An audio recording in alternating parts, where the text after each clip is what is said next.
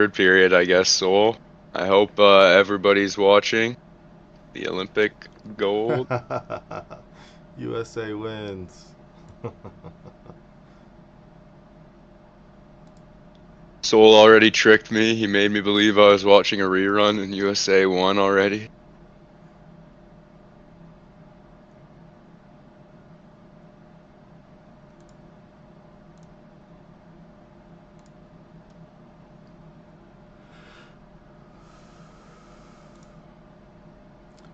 Well, Nim is not going to be here today, and I made this owl profile just for her.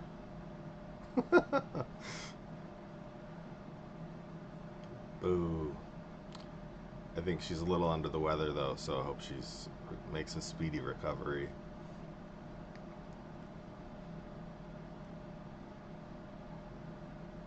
I'm sure she'll be here next week.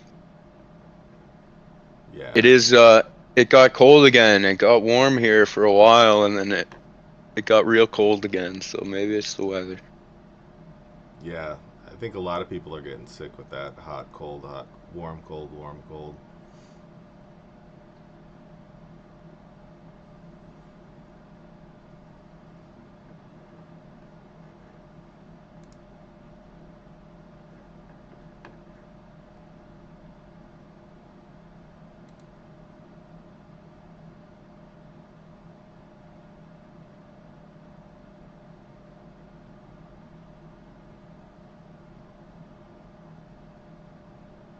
Oh, that's cool, Snoop. I yeah, I think matchmaking can definitely be improved. And I think they do. I think the devs do kind of work on improving it all the time. Um, yeah, if you throw a suggestion in, we can suggest it to some people we know. Yeah, I think You it could. it definitely has been getting better and better, but always room for improvement. Mm-hmm. You can also make a world suggestion on it, and once that gains some traction, we can bring that forward to some people on staff.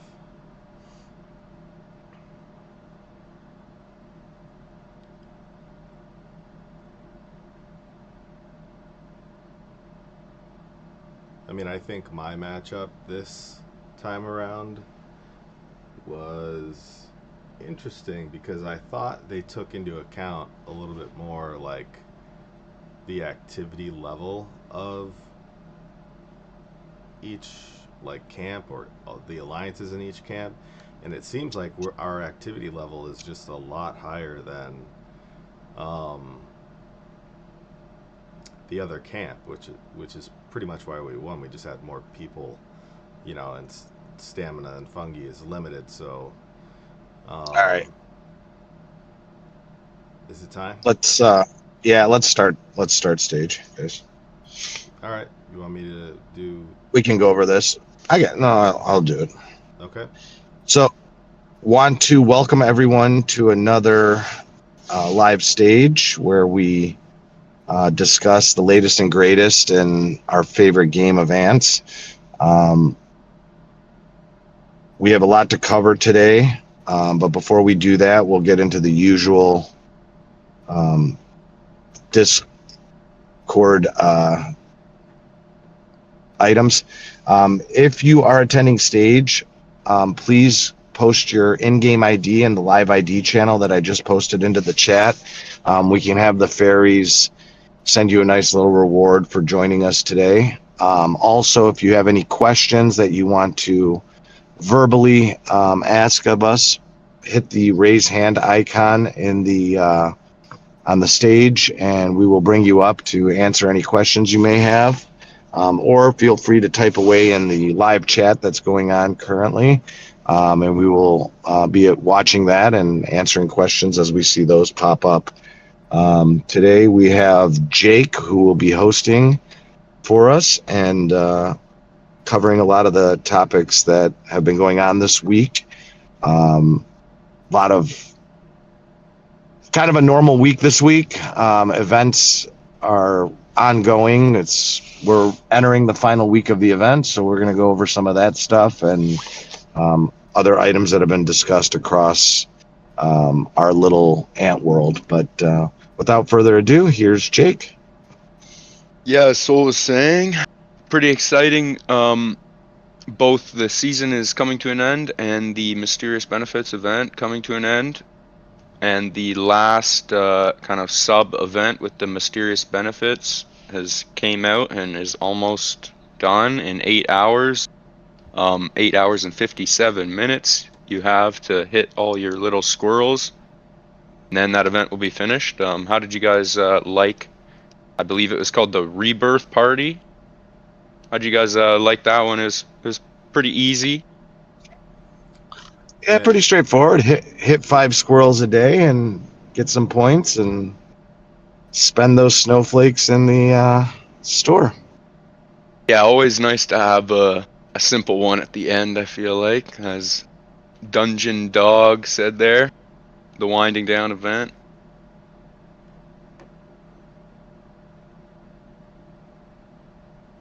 And the season ending, probably exciting for some people, especially if you're like Bug and Souls Camp on the winning end of this season.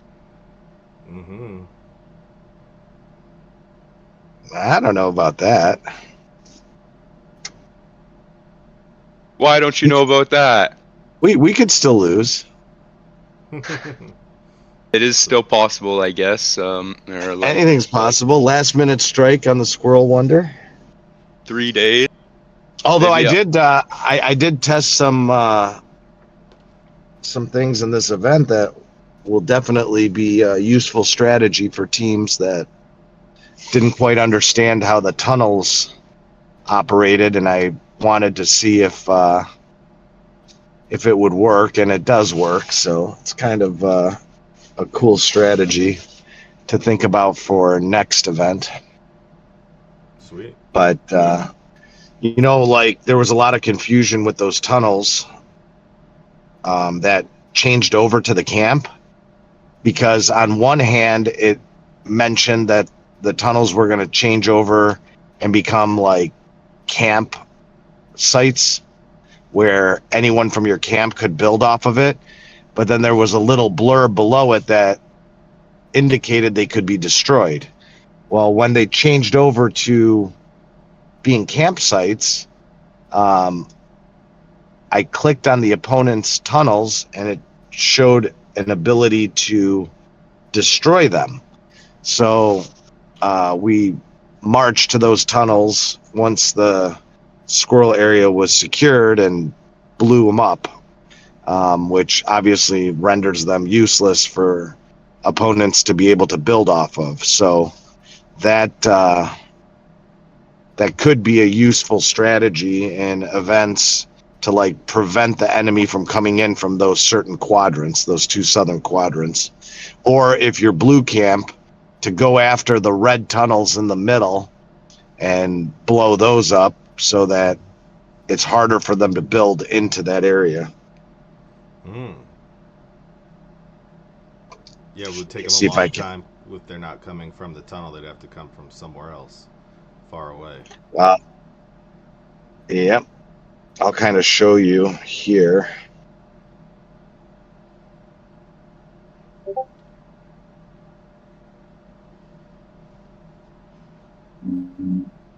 But if you look at the picture I'm posting,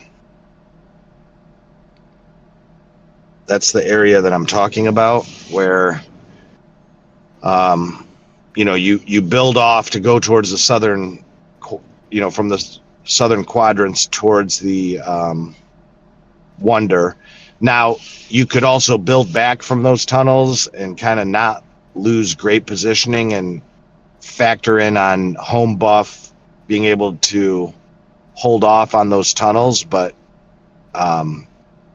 it's still a good strategy to utilize, that you can blow those up and prevent the enemy from building off of that again. That's pretty cool. So you have to like go straight for them, kind of, like as fast as you can, right? Correct. Yeah. Okay. I mean, chances are they're going to build off of those right when they open up, so it's going to be like hard to stop, but it can act as a kind of a relief valve, so to say, like if you're in a much more competitive event where you're fighting back and forth for an area, if you prevent them from being able to build off of that area, could come in. And it looks like they figured it out eventually that they couldn't build off the tunnel after it was destroyed because they built some tunnels backwards behind the tunnel. It looks like, you know, the blue team looks like right behind the tunnel. They're like, uh-oh, we're losing this tunnel.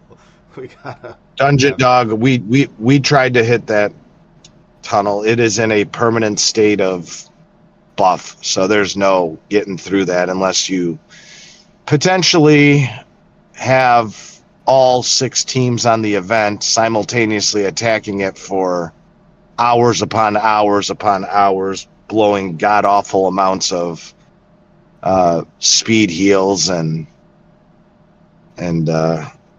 resources to heal. I think it would be like nearly impossible. But yes, they can be hit. It's just the buff is way too much to blow it up.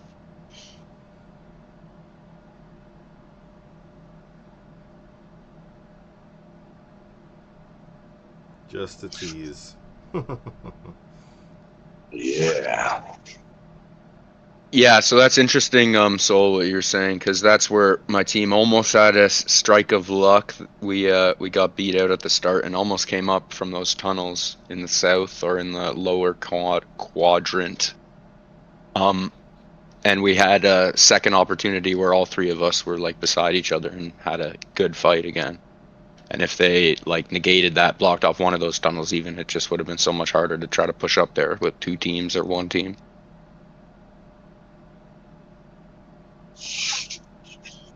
Yeah.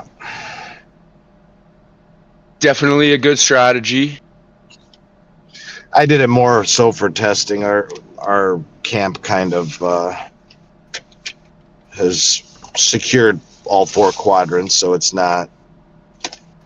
I just wanted to see, because it was very confusing, like the information that was on the tunnel before they opened, that it was going to become a campsite, and we all know campsites can't be attacked, and we all know that well, you know what? Honestly, I think the tunnels into the tree area can be attacked, right? Why not? Yeah. Yeah. Yeah, if you're blue camp, you could get through the home buff. Of red, you could actually take the tree, theoretically. If you got to those tunnels, you would blow them up to enter, right? So yeah, they act the same as the tunnels going into the tree area does for red camp, or for that matter, the tunnels. Well, the tunnels going into the Area 51 are not campsites, though. Those are just normal tunnels. Mm. Yeah. Okay. Right, because that Area 51, you kind of get to the targets from the campsites, not necessarily from the tunnels. Right. So, but I found that to be interesting and something new that we learned. Yeah, that is a cool strategy. I mean, I think if you could cut them off at those tunnels, I mean, does that almost secure your win or give a good degree of confidence that you're going to win at that point? Because you're kind of blocking, you know, 2 of the quadrants from being taken. Personally, I don't think so. I don't think it's like a game changer move. Only because, like, where those tunnels are, chances are going to be the home area selected for blue camp, right? Okay. So if the alliances just drop tunnels before that tunnel falls, now they have towers with home buff. You know what I mean? Like, yeah. So they could always build off of those towers. Now, does it limit it? Maybe, because you might not be able to fit 3 alliances towers in that area like very well, and maybe like the team could blow up one of the towers before it's built if they drop it too late. So, there's a lot of factors that go into that. But do I think it's game changing? No, but it was interesting to find out that it could be done. Well, and that happens after those bottom southern tunnels open after the northern campsites, northern tunnels open. So if you've secured the north, if you're winning that battle in the north from, maybe blocking a camp from getting anywhere near the Wonder, then the second phase would be to cut them off at those tunnels. I think that might be more determinative if you can cut them off in the south, because you would have already cut them off in the north first, potentially, and then if you cut them off in the south, they have no way to get to the Wonder. Yeah, correct. But again, that's going to determine on a lot of factors, and timing being one of them, right? Yeah. There's almost not enough time to do that from when the tunnel's open and you can actually start building towards them.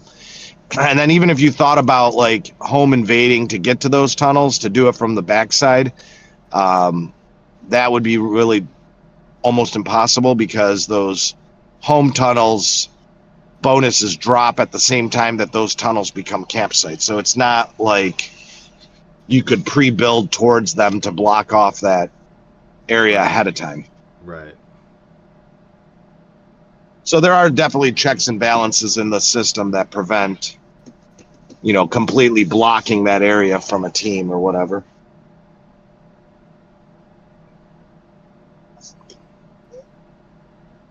Yeah. What else you got, Jake? Yeah, so we kind of touched on it before, but this is just a look at the rewards available in those stores. I think the white ferret there is the first time it's available in this third event, the Ants Party event, I believe. Yes. And I'm getting ridiculed in chat by Ghostly because I have like 500,000 kills less than him. Well, that's not a lot. Yeah, but he has to take any slight victory he can get. But it's okay, I'll catch him. Actually, Dungeon Dog, I brought that up to the fairies. We have like a weekly report that we submit ideas. Now, why they change the conjacks into tunnels that are in a permanent bonus is beyond me. I mean, it's almost as ridiculous as the fact that they have an environmental buff in the environmental area that doesn't drop, that drops off when the tunnels into that area are eligible to even allow the opponent to enter it. Like, what's the point of even having an environmental buff in an area that does not have a potential for battle until it drops? So, like, I don't know if it's carryover coding from like other events that you fight in an environmental area before a certain time. I don't know if they like just didn't think that out, but I'm thinking that your post here about why changing those conjacks into tunnels, perhaps in the future they will have it where that tunnel appears after the conjack event and then only has a bonus for a certain time. I don't know. But they did do that, and then they put it in a permanent bonus, so it would have just been the same if they left them conjacks that were under shield like they were during the period before you had the conjack battle. So hope that answers your question. Did you get the ferret, guys? I did not. You? I also did not.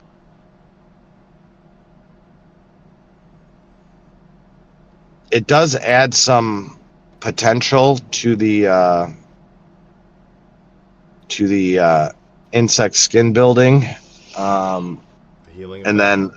then there's a healing effect, and so it gives you a nice little stat boost. And then obviously, if you got 1, 2, or 3 of the grand prizes over the event, it gives you that shiny metal that gives you a little bit more stat improvement. Yeah. Kind of not a huge thing with the healing buff, I don't think, compared to some of the other insect skin improvements, but who knows? Let's see what's coming up with carriers and Yeah, I think it's their effects. it kind of depends on what troops you're running. Does that heal buff might have a huge effect on some guard lines where they're healing like 60, 70,000 in a fight. That might help a lot. Yeah. But I guess it really depends on what you're running. I had Soul had a great point about spores. We were wondering how many spores people were keeping on hand. So this is something that one of the players brought to my attention, and it's something that I kind of didn't think about so much because it's just something that's happened in the game for so long. But as you play the game, and especially active players that are hitting 9 shells daily, that are what else are they doing? Like grabbing the daily tasks and everything like that. They tend to get a lot of these duplicate blue and green ants, and so they wind up kind of getting more and more and more on that. But every day you can redeem 42 ants towards spores. I think you get 600 spores if you spore out a orange ant. What is it for 50 purple? for purple, I think. Yeah, 50 for purple, and I think it's 10 for a blue. 10 for blue, and 5 for a green or something. Yeah, something along those lines. But there is a cap of 42. Right. That you can do daily in the in that redeem pool. So my question is that something that needs to be looked at? An increase? The player that brought it to my attention actually had a really good idea to somehow incorporate that building into the AMP system so that you can increase the amount of ants that you can spore out. Like once you get it to level 10, instead of 42 per day, maybe you can do 52 or something like that. Yeah, that's a great idea. Holy smokes, Bug. Why are you hoarding all those orange shells? Yeah. Well, I really do like that idea. I don't understand why Hoff is saying, where are my dupes? I mean, they're right there. Right there. What dupes is he missing? I mean, I think some people have a lot more than I do, but I sometimes regrettably spore those orange ones out so that I can level up my Snoop and Wolf. Don't show that, dude. Don't show that at all. Oh, God. Oh, man. I am also guilty of that bug. Every once in a while when the fairy gives me too many shooter or guards that I don't want, even if they're very sought after shooter or guards, I'll spore them. Get the 600 spores for it. Right. And make sure I screen record it. I take it you do not spore out those ants at all, right? Or are you doing 42 a day?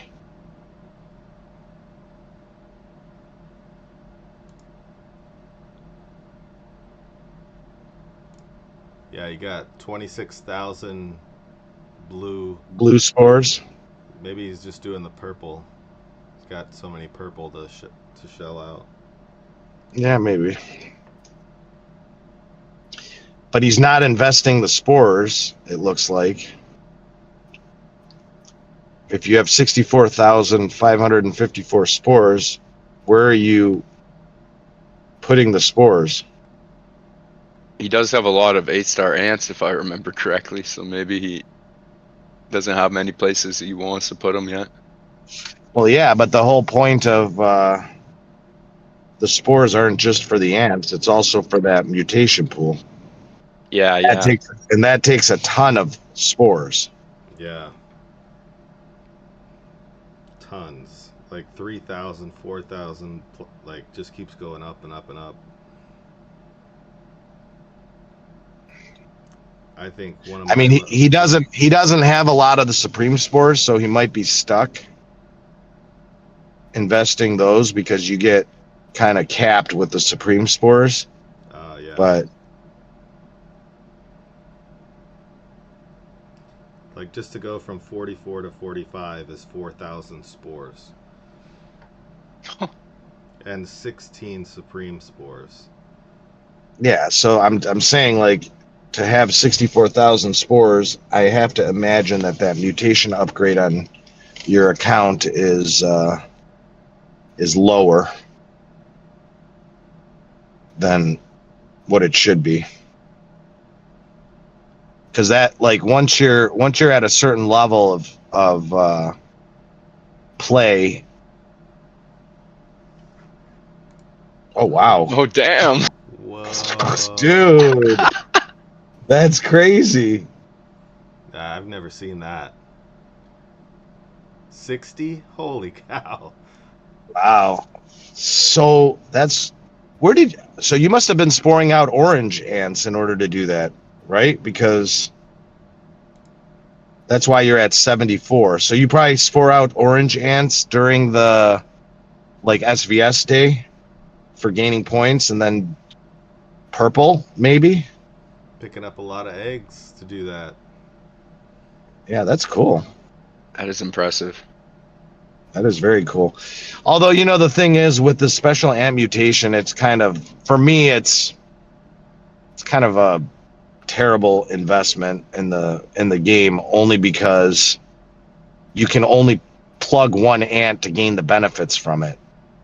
So, like, each of those categories, it's great because it helps out in that one lineup, your main lineup, when you do, like, special ant attack or skill attack or skill defense or health or whatever like that. It gives you a nice little bump. I just don't like the fact that it's spores, which are so hard to get, and it only gives you, like, a bump on one ant.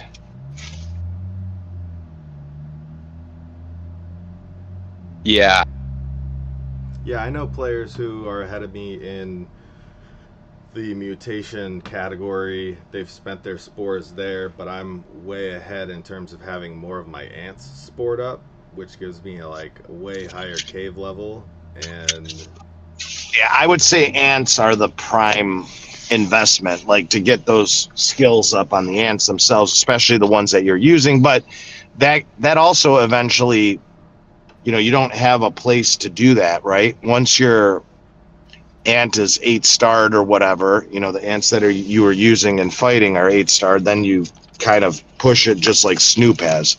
So I'm basing on the fact that he's got so many spores and high level on that mutation. I'm guessing his main fighting ants are all 8-star maxed out with the skills, so that he has the spores to invest in it, because he's got way more than possible. But I guess that's why I focus on the ones that are getting you 600 points, right? Or 600 spores per. even though it's harder to get those orange ants and hatches. So do you think, Snoop, because you're at a position similar to where you have so many blue and green useless ones, do you think having a higher level max ability to do it daily would help, or it wouldn't really matter?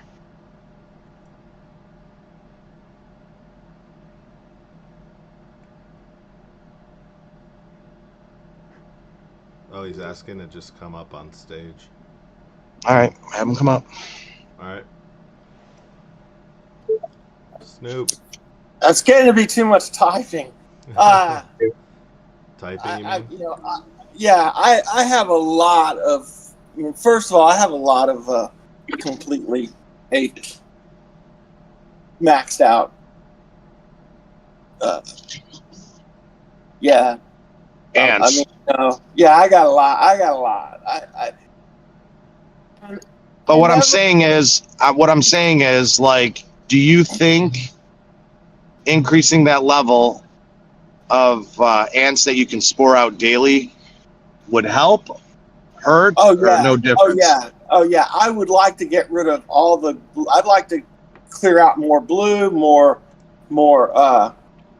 I'd like to be able to get rid of all the green ones too. I mean, there's just.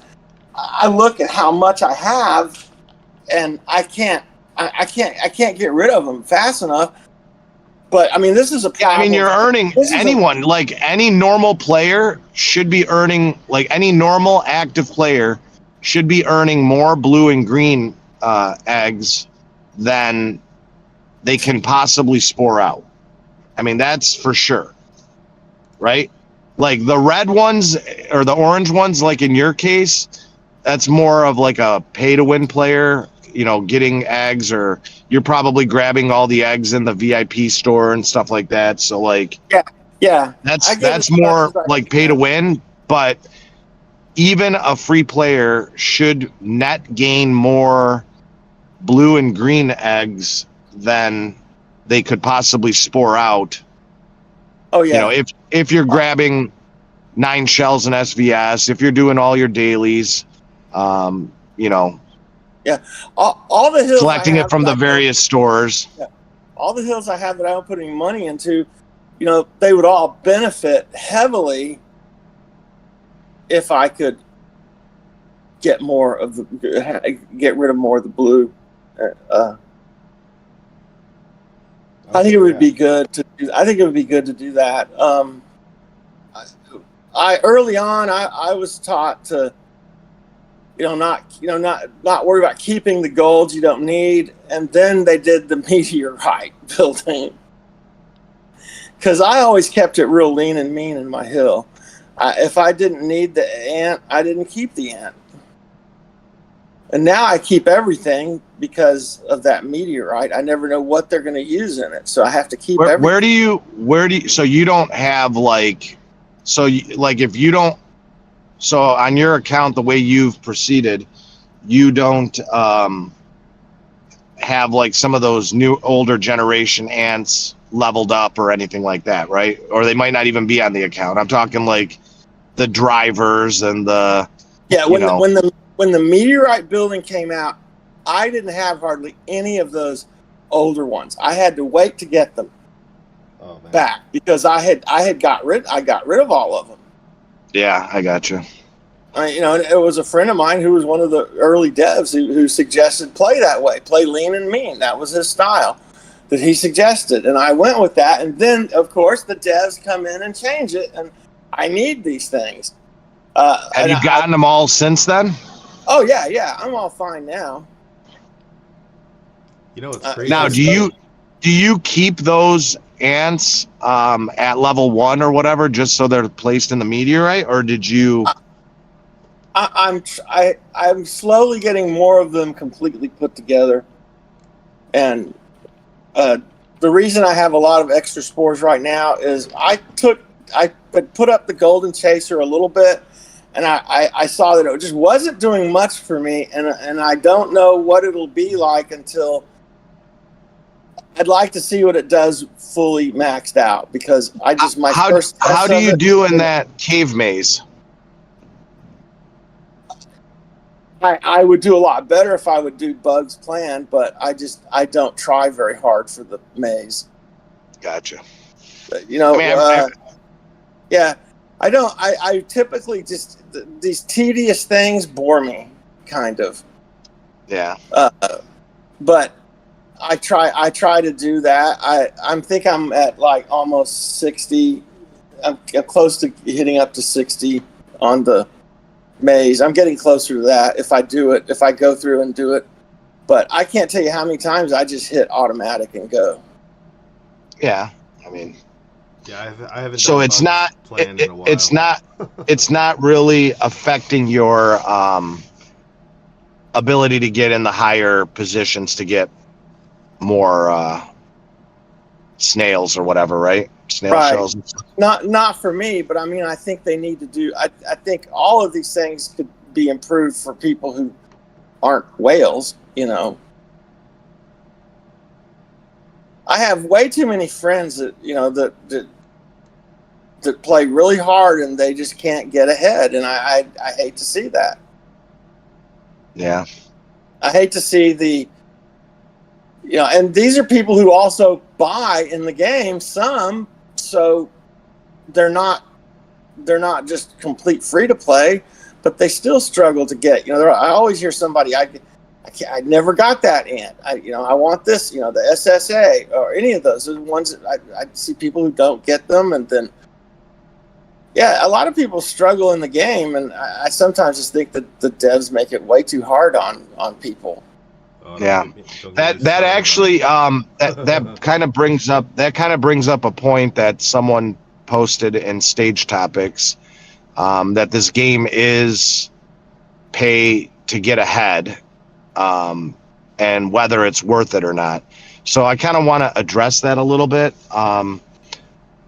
Yes and no. I mean, like the short answer is, if you really love this game and you have the ability to purchase items to get ahead, then yeah, why not do it? But it's not necessary, I don't think. I think that there are plenty of players that are very happy playing free to play and kind of chugging along. And to be honest with you, the especially when it comes to the older players that have been doing this for a long time, you kind of get a basis of where to improve, where not to. At the end of the day, I'm going to say that, like, there are negative aspects to being pay to win in this game, and there are positive aspects. Yeah, your account does get ahead faster, obviously, and you get a lot of the shiny things, as Nim would eloquently say here. But on the same token, this is a team-based game, so there is a higher level of expectation on players that have these bigger pay-to-win accounts, right?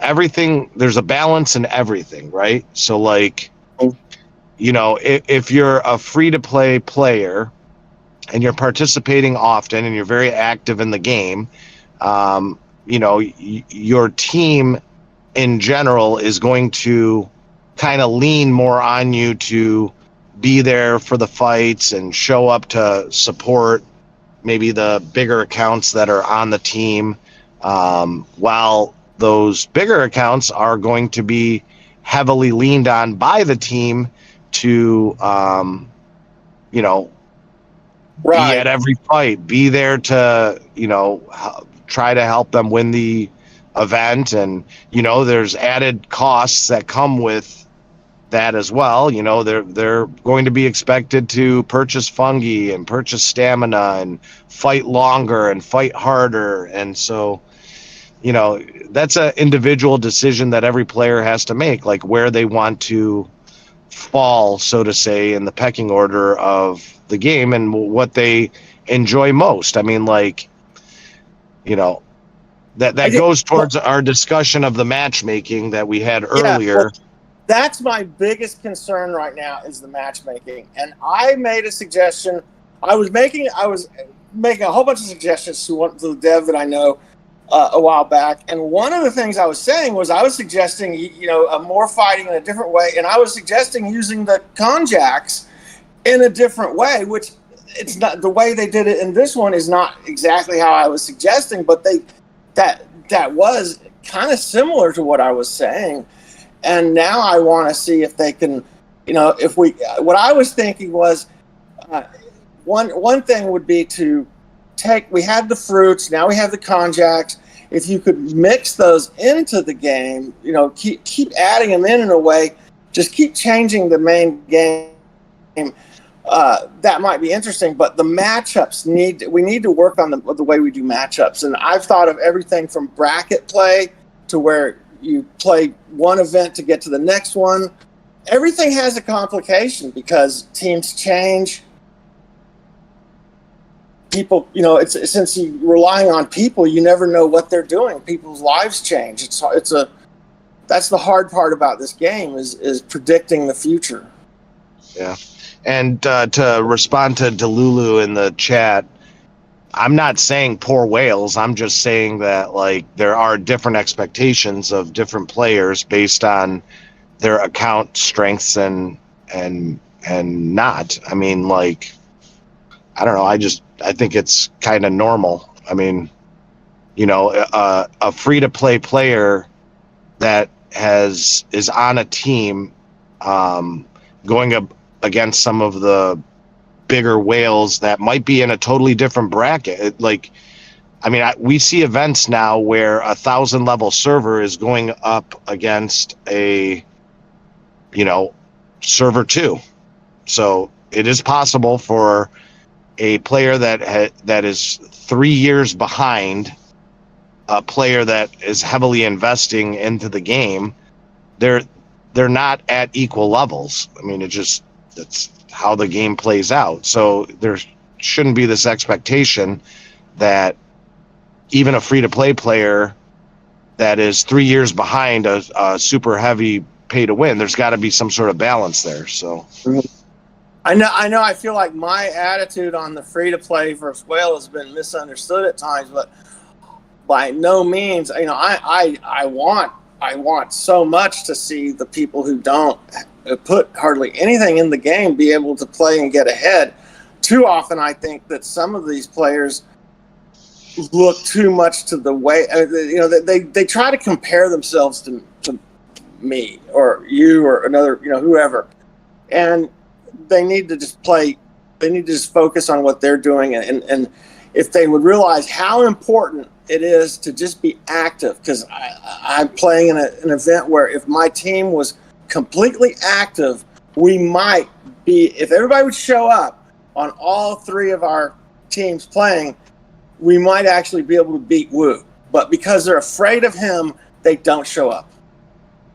And that happens event after event after event. I'm going to tell you that right now. I've been on 20 different events, some of which on the biggest teams in this game. And, I find that to be the case more often than not. And we actually,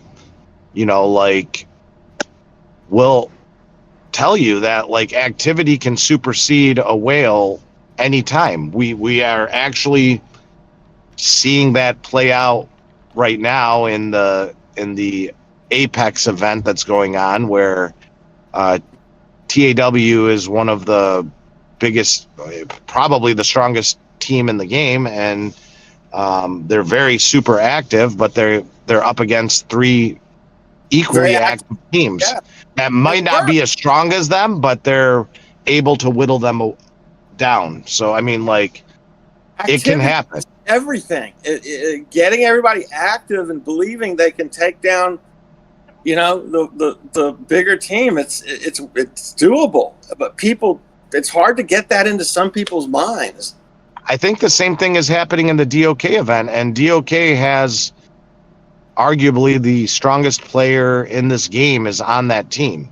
So, so I mean, my understanding is that DOK is not going to win this season, that they're getting wore out. And on the seasons that I've played, on the various teams that I've played, that has always kind of been the strategy is you got to go after the big whales and wear them down and the more activity.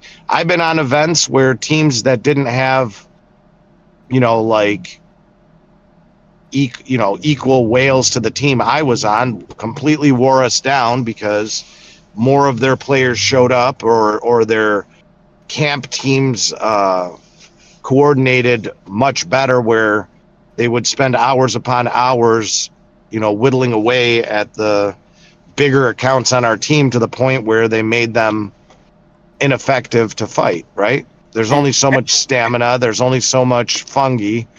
Even if you pay to buy more, you can run out of fungi, you can run out of stamina. And more importantly, there's not a single team out here that doesn't have normal level accounts, right? And when I say normal, I'm talking like free accounts or very light spending accounts that are just players that love the game, are very active and whatever. There's not a single team out here that doesn't have those. And once that, regenerative fungi is gone, that team becomes very ineffective in a prolonged battle. So, I mean, Another thing I think that people need to think about in the game are the different small alliances. I see so many small alliances struggle, and if they would just combine themselves with three, if they would merge in with some other alliances, they would see a lot of improvement, I think, in their game. But people get stuck in wanting to keep their team. They get, we have our team and we have our leader and we want to do that. I think people need to get away from that idea and think we need to merge in. I mean, here's the thing where I see the matchmaking as, there's a lot of complaining across social media and, of how fair the matchmaking is. And I think one of the biggest factors in why this happens is really, and this is going to be a very unpopular opinion, I don't really think it's the devs' fault. Okay. I don't think that it is done intentionally, but what I think is happening is when you base the algorithms for matchmaking on tangible evidence, okay, there is this potential for it to be fatally flawed. Okay. So what happens is what I think they're doing is they're taking like the strength of an account, okay, and they're placing it in a certain position, let's say, and then they are adding up all these different accounts. Maybe they're going off of cave scores. Maybe they're going off of power of an account. I mean, I don't know what the algorithm is, but they're definitely basing it off of something that's tangible, okay? Right. That they can easily grab the data from looking at the accounts. But the one thing that they can't take into factor is human decisions, right? Like you may have the strongest account and you're on the strongest team and, you get placed into this event, but then something happens in your life and you can't be active, or, your teammates or whatever may be the case, or maybe I just can't try as hard in this event and whatever. And there's all these different factors that play into it.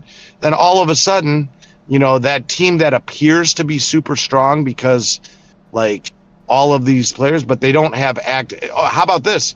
Even something as simple as protection time, which is out of the control of the dev team, right?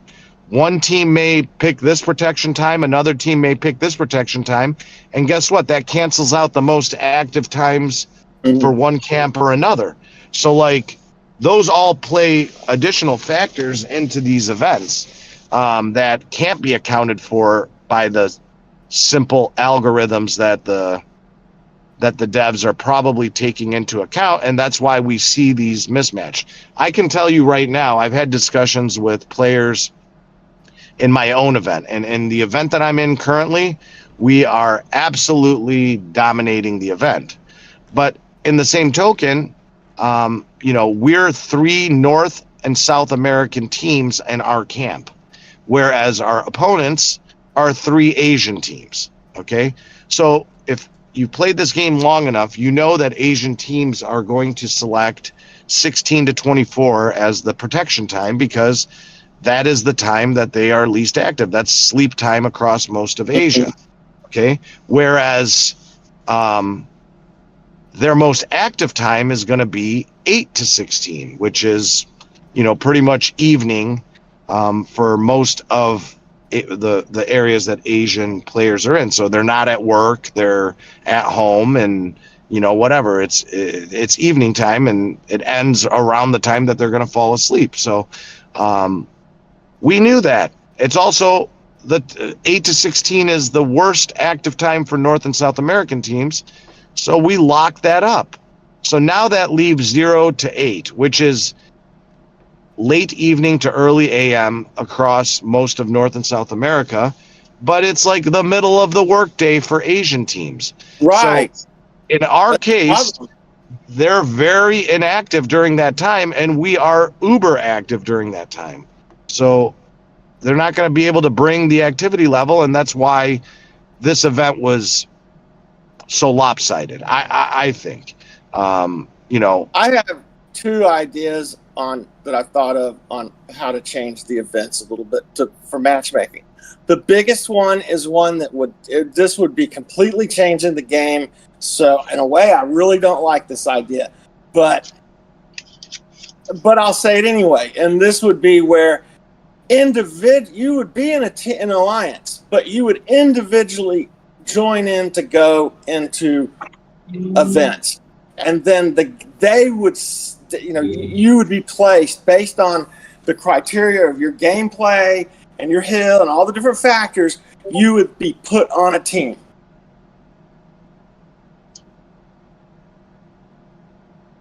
So like, you don't know the team you're going to be on? It would be everybody would be selected. You wouldn't know. You would wake up and hear you're suddenly playing with new people, and you're forming a new. It would be a different way of doing it. That's the only way I could come up with an idea that would give the easiest way to get all those numbers together. The problem with that idea is it kills the alliance. So that's the reason that doesn't really work. Not only does it kill the alliance, part of the allure of this whole game is I know how teams strategize together, and So back that out. Now, I put this out as a thought experiment, kind of. So back that idea. How do you better improve? How do you better improve the matchup than? If you look at the idea that if that was possible, you'd get a better matchup. So what in that idea could be done within the alliance structure? Could they look at how active people are?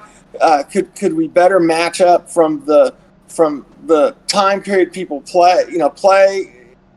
Like when you sign up for the event, would it be better if we were putting in our play time so they can make sure to match us up against that? I don't know how. Honestly, the only way to get these changes put into play, Snoop, would be to make the suggestions and world suggestions on. Well, the other idea that was more based on adding more of the continuing to create an event like what they're creating now, with these new events in there, but put more in there at different times to kind of balance it out for everybody's time play. So if you have something going on at one period of time for one event, we'll move the next one to a different period of time. So that next one might give the people at that time zone a time to catch up. Does that make sense? Yeah. Yeah, someone put who was it? Sun Wukong. It would be a good improvement if we could choose a fight time going into the event. Right. That's kind of the idea that I'm thinking. I agree with that. Like a permanent protection time, because that number, like if the alliance could have that set from the beginning, right? And then they only match with teams that are in that same protection time, so that you get the 16-hour fights, and it gives more opportunity for teams to play within their ideal. And it also would give players the ability to join teams that are within their preferred protection times. Mm-hmm. Yeah. I think that's a good idea, and I think that's a good way to go. I mean, they almost have that already set, right? Like when you're doing CSC, isn't one of the things that you see when you're choosing a team, it says most active time or something like that? Right. Yeah, So yeah. why don't we do that in the main events? It seems like that should be added in there. Yeah, I would love that idea. Yeah. Yeah. Let's do that. That'd be a great idea. Could we also look at the general activity of teams? Could that be added in, or does that matter? Does it change too much to factor in? I'm asking the question kind of as an I don't know. But if you measured activity of a team also. Yeah, I mean, I think that the devs have the ability to do that? I'm sure. I mean, like, But does it change every minute you're logged into your account could be, that data could be extrapolated. Now, whether they apply that towards the matchmaking, I kind of doubt it. I think it needs to be applied to, somehow we need to discern the difference between how many players are actually playing versus logging on. You know, the people, we all know the ones we want to R0 every time because they come on and start running bait while you're fighting. You know what I'm talking about? I kind of agree with Spare Ribs that having 8-hour wars, but both parties active, is much more fun than 16-hour wars with uneven active times. I agree with that statement. Oh, absolutely, yeah. I'd rather do 8-hour and have everybody be active than. But thanks for coming up, Snoop, and thanks for sharing all that stuff. Really appreciate it. Always trying to come up with something. Talk to you guys later. See you, bro. Bye, man.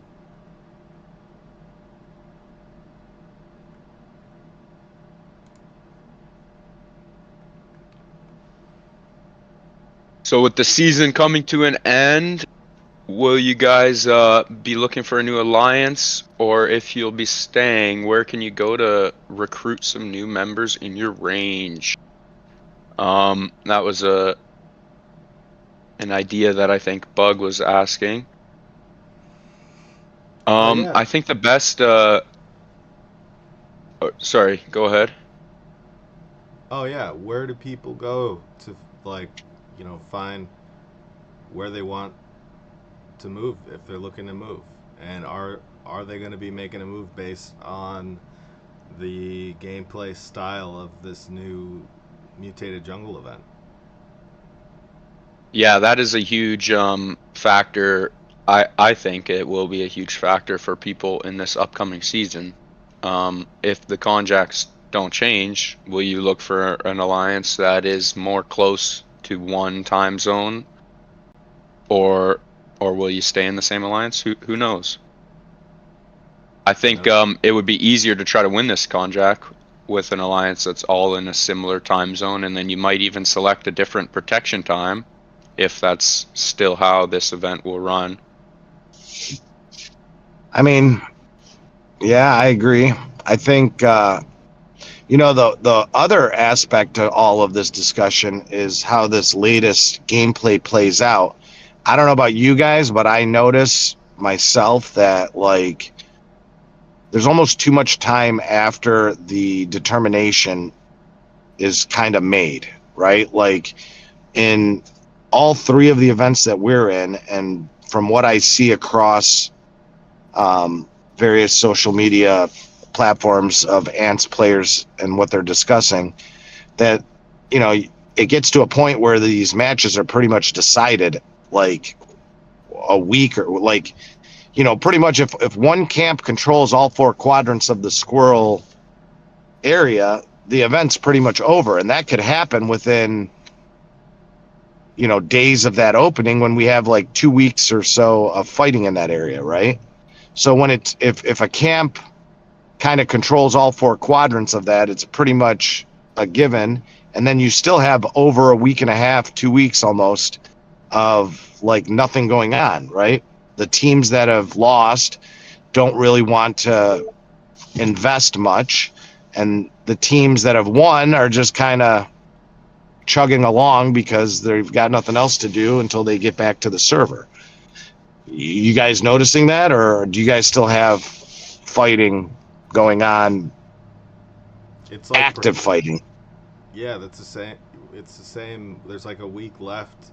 It's already been decided who's won, like by a long shot who's won, and any fighting that happens is just to like farm champion points, kills, or like pass the time.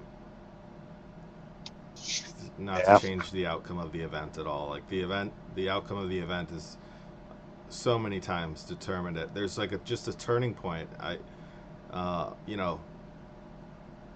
want to say like after the Squirrel Wonder is secured or whatever, like pretty much, you still have 2 weeks left after that thing is secured, and that almost is not going to change. I mean, in some very rare cases it does, but it really kind of makes it hard for some of the bigger teams that people don't want to fight with to keep their champion point rankings, because if people want to just pass the time and fight with each other, they're not going to choose to fight the stronger team, and then that team's like, well, what about my rewards? My champion points are going to be lower ranked because you guys don't want to play with me. Yeah, that does. I find myself in that position very often. But the other aspect too that like I kind of want to bring up, and where meaningful change could happen and probably unpopular, I don't know. I like the fact that the rewards are very similar, winning or losing, because to me it's more about participating. But then that brings this aspect to the game that, is it really worth expending resources and time and effort to fight as hard as you possibly could or whatever, when the rewards are basically the same? So like, is it frowned upon? Is it something that like, or is it something that's smart, that teams at a whatever point it is determine that like, you know what, it's just not worth it at this point because we're going to expend all these resources and we're going to expend all of these speed heals and everything. Like, why don't we just pack it up and, wait it out for the remaining week, 2 weeks, whatever, till the event is over and live to fight another day on the next season. So I don't know. I don't know what the proper answer is. I'm kind of curious from the audience, like, if you feel that there is a reason to continue or whatever when it becomes apparent that the likelihood of your camp not winning an event is going to. Because, I mean, for the most part, I mean, if you really think about it, season after season, the rewards being almost equal based on winning or losing the event, to be honest with you, the only reason that you fight for anything is really pride and like, there's this competitive nature of every game. And so like, obviously you want your camp to win, in most cases, I would say. I'm sure there's outliers here and there, but for the most part, you want to win. I mean, that's why we play games to begin with, right? It's all an attempt to win. And I don't know. I was just kind of curious what you guys feel. Yeah, I feel like when I first started the game, my alliance had a lot more, I guess pride would be the way to say it, to just keep fighting right till the end, even if we're clearly going to lose the event. We didn't want to give up at all. But now, especially now because of the amp upgrades, there's so much more resources being spent just in the background, kind of keeping up. If you're fighting right till the end of the season wholeheartedly, I think I would be way broker than I already am in resources. So yeah, I feel like that turning point happens, and then it's pretty clear to everybody on the island who's gonna win. Jokeris, are you on our event? Because the same thing played out on my event. Blue Camp fought for 4 days on the Conjax and then 3 days in Squirrel, and then you might be on my event, unless. But I mean, honestly, I'm not. Oh no. Okay, so that's typical. I mean, like what happened on Joker's event, what happened on my event, it is very typical. I mean, it is not unusual. Like, you know, teams will fight. This season, teams fought for the Conjax. Last season, there was a little bit more fighting because of just how the plump fruit area worked versus how the Conjax work. But yeah, it was 4 days of fighting for the Conjax, and then 3 days, and then it was pretty much determined that you know, Red Camp was going to win our event, and so like the fighting whittled down to like maybe a few hills coming in and joining fights here and there.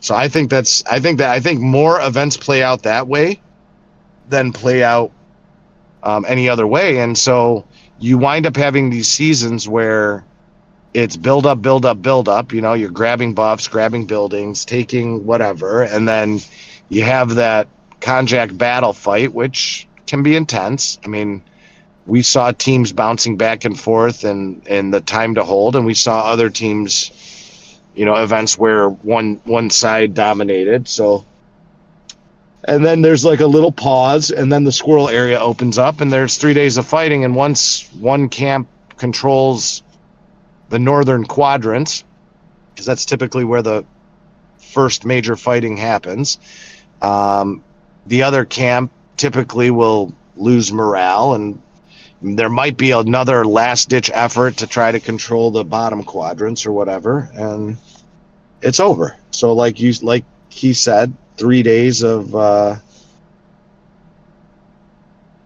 fighting at the Squirrel area, and it's done. So there's a lot of downtime even during the seasons. We won't even talk about the servers. The servers are basically a rest, regroup, gain more members, and then start over again.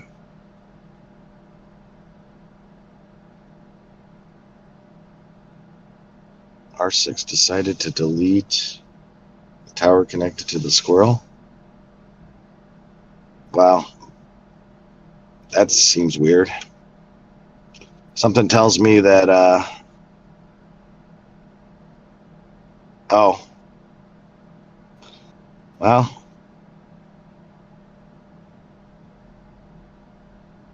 Yeah. That tends to happen on events. Yep. Team dramas. Well, they could only delete 5 towers a day, so you could have just dropped another one, and then they couldn't do anything. You could build 10 more towers or whatever, and then they would only be able to delete 5 at a time. But whether or not that's worth, you know, all that effort. And the clay. Can an R6 be overthrown? There can be a revote, right? I think so, yeah. Yeah. Yeah, you can do a revote. Has anyone ever done that? Nim's team did that last season. Hold on.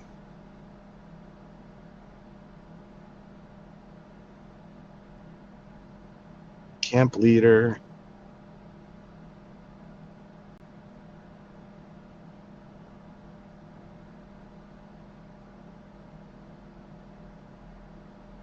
Huh.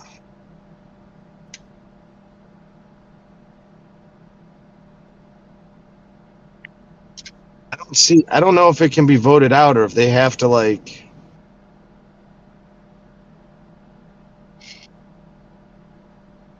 R5s can start a revote. Okay, that's cool.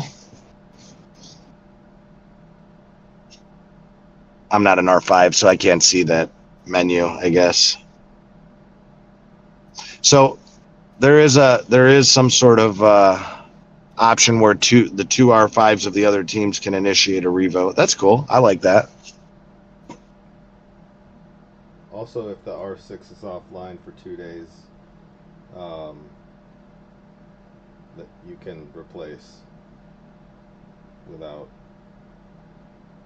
I don't know, everyone trying to do it. Oh, both allies were against you guys. Okay, so, well, whatever. Nothing you can do there.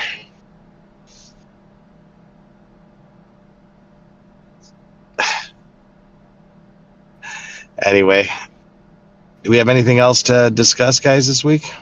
I think we covered pretty much everything that we had. We're going to be going into this last week. I think our events will be in settlement period by next week's stage, so we'll probably be discussing like plans if players plan on moving around, how CSC operates, especially for newer players that might be going into their first CSC, what R5s and stuff look for, and how to approach certain teams, based on your own personal play styles. But we'll give some recommendations and whatnot next week, because that will be, we're back on server Friday, yeah. But CSC won't open up until the next week, Ulexi. So we'll cover will it be Friday? Is it Friday? Man, time is flying, dude. Yeah, time flies. Oh yeah, look at that. 3 days left in competition, and then 1.5 days of wow. Time flies. But yeah, we'll go over some of the stuff when it comes to CSC and stuff like that, and go from there. But I do want to thank everyone for joining us today, and one more thing, if you haven't already, please leave your live ID in the live ID channel so we there you can go. get you a little gift. Yeah, Thanks you guys guys for for coming. joining us. We'll see you next time. I think we all just said thanks for coming at the same time. Yeah. Jinx. Bye guys.